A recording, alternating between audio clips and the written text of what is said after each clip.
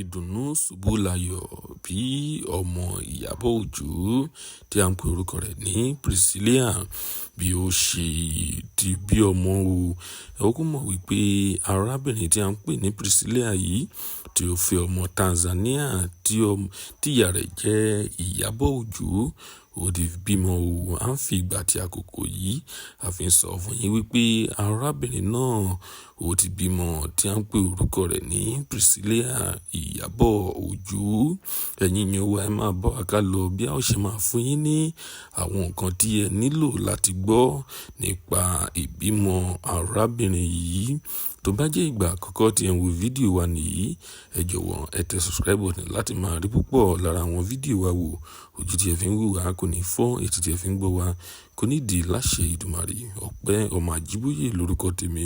Ẹ kú dédé wò yìí níbikíbi tí bá ti ń wò wá nílé lóko lẹ́yìn odi. Lónìí ìròyìn jẹ́ kó yé wa níbi 30 ìṣẹ́jú sẹ́yìn wípé PRICILLIA ó ti bímọ ní ìlú UK ni arábìnrin náà ó ti bímọ.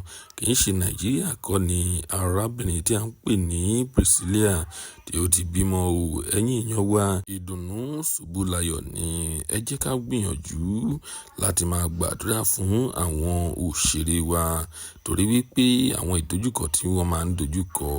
Ẹ jẹ́ ká gbìyànjú láti tẹ àdúrà kan ránṣẹ́ sí arábìnrin tí a ń pè ní Ìyábọ̀ Òjó wípé ó kú ewu ọmọ o. Latest grandmother ni Ìyábọ̀ Òjó jẹ́ báyìí.